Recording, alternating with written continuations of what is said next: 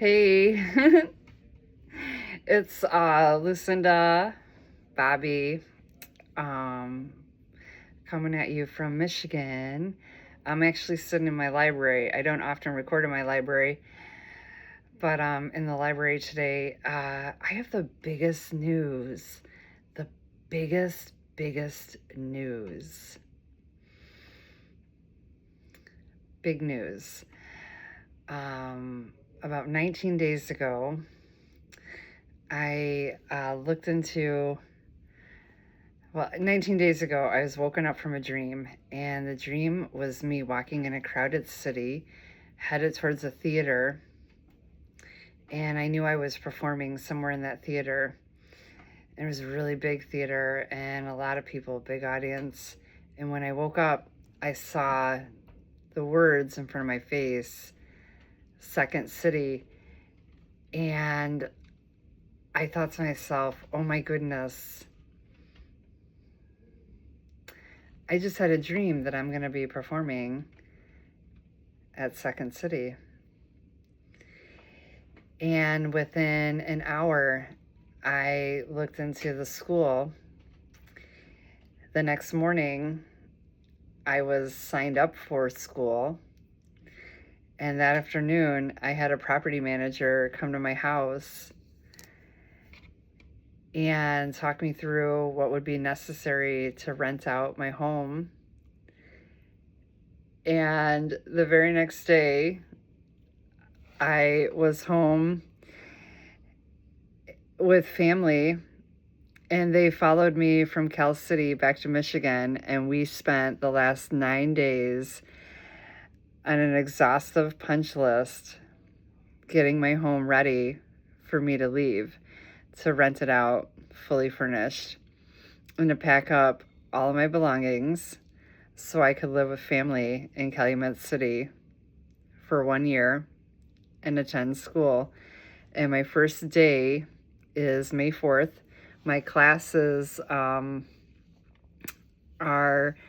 movie, film, and TV sitcom writing, public speaking, and intro to improv, with the intent of finishing strong and taking all of the courses available over the next year. How big is that? I am moving. I'm moving back to Calumet City.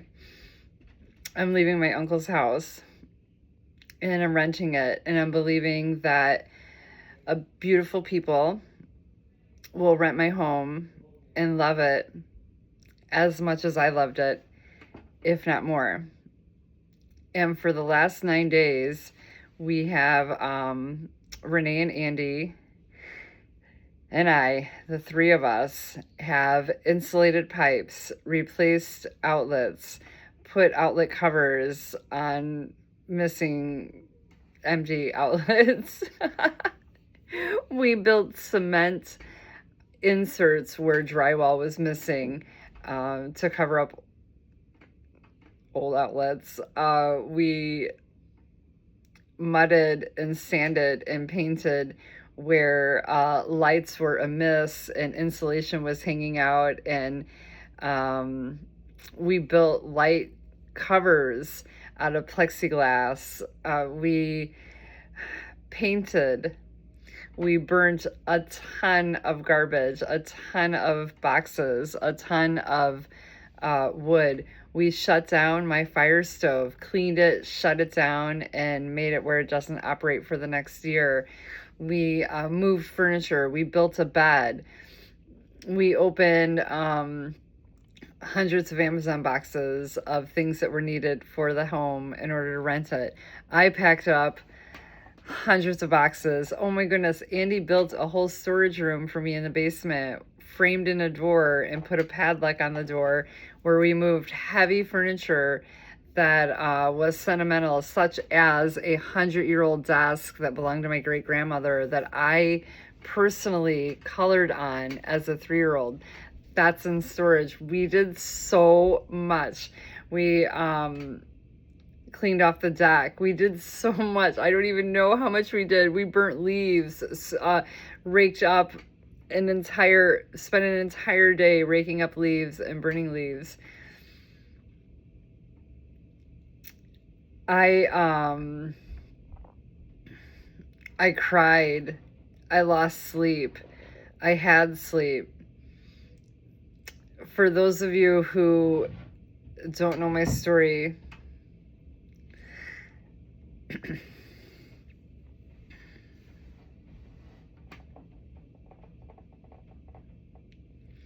I was in a season of life about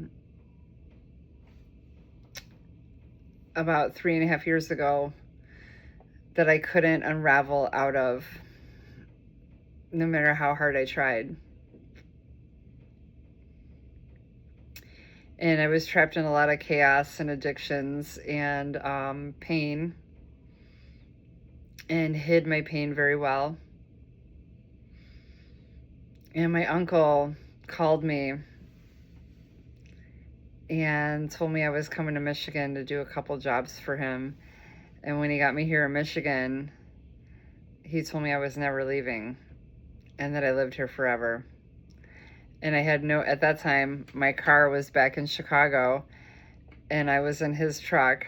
So I was here with no car, no friends, no job, just me and my uncle.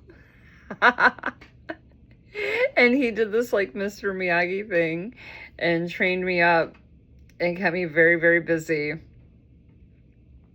And in about 6 months, very unexpectedly, he passed away. And when he passed away, I learned that I was responsible for his home. And I spent 3 years clearing out his home, organizing his home, bringing his home up to code, fixing things that were unsafe, fixing things that were broken, fixing things that were outdated, donating, throwing away. I filled 2 dumpsters. I waterproofed an entire basement. I redid the kitchen, painted cabinets, painted walls. I fixed bathrooms. It was like putting Humpty Dumpty back together again. And in those 3 years' time of fixing his home, not only did I lose him, but I was keeping his dog alive. And then eventually his dog passed on, Tootsie. I miss Tootsie. I lost my birth mother. I lost my aunt. I lost friends, really good friends. I lost my godfather, an uncle, a father.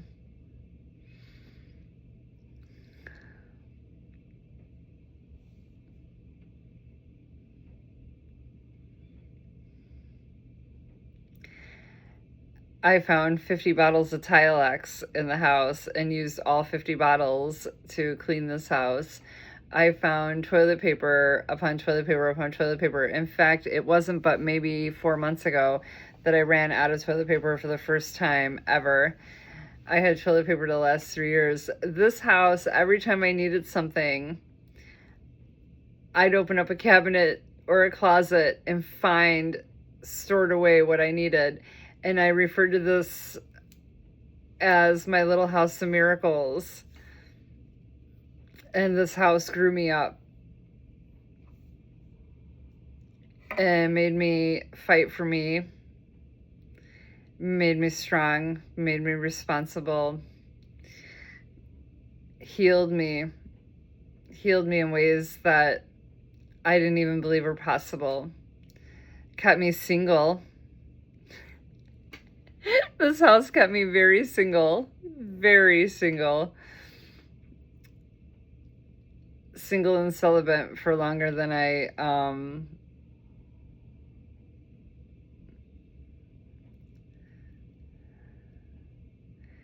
imagined was possible. Eventually, the house kept me sober.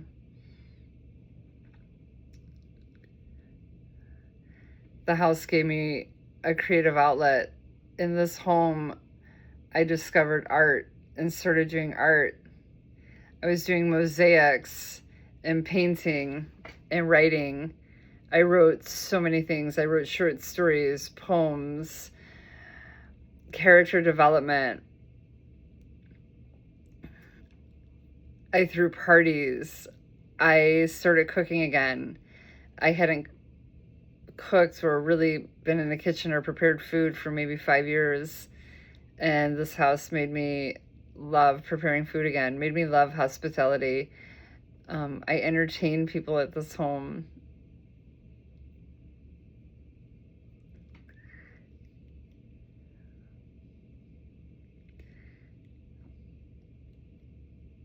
I did so many things in this home. I cried. A lot of nights I cried. A lot of days I cried. I'm not even sure why I cried. Sometimes they were tears of joy. Sometimes they were tears of sorrow. I eventually did unravel myself from all those things I couldn't unravel from so long ago. I developed a love for snow. I never loved snow. I never loved cold. I developed a love of snow. I learned how to build bonfires. I never built a bonfire until I lived here. I lived on a wood stove. I lugged wood in the home every single day. Every single day I would pick up 5, 10, 20 giant logs of wood that were so heavy and carry them into the house. I learned how to build a fire in the wood stove, and that fire would get this house up to 80 degrees, and I'd have all the windows open, and the outside would be -10, and it would still be 80 degrees inside the house. I learned to go without TV. I learned new music. I developed a whole new taste in music while in this home. I read books. I discovered me. And I thought I would never leave this home. If you asked me 2 weeks ago if I would ever move back to Calumet City, I'd say no. No, I can't go back there. I love it. I love it. That's where I go when I want to run away. That's where I go when I want an escape, but I can't move back there. And then I had that dream. And for the first time ever, I'm moving, not because I'm running away, not because I'm heartbroken, not because I'm chasing love, not because I ran out of money, not because I'm in trouble. I'm moving because I'm chasing a dream.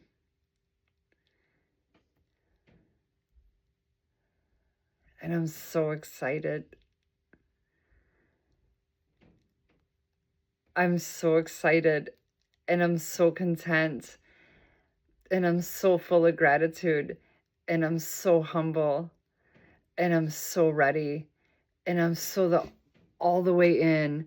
I'm all the way in. I have never had an opportunity to do something just for me with no fear of disapproval, no fear of letting someone down, no fear of getting away in the way of someone else and what they want from me or they want for themselves. I spent 3 long years working like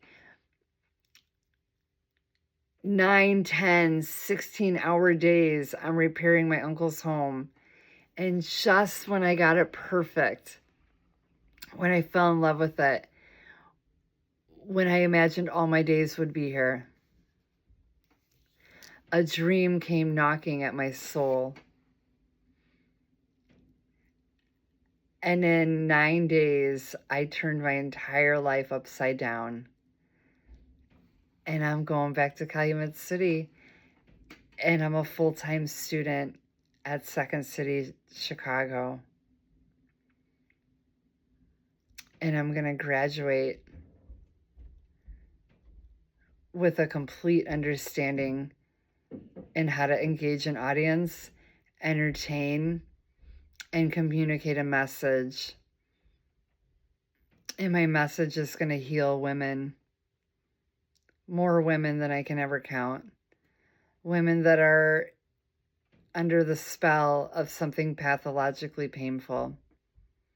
I'm going to use my voice and my art and my creativity to heal and set women free.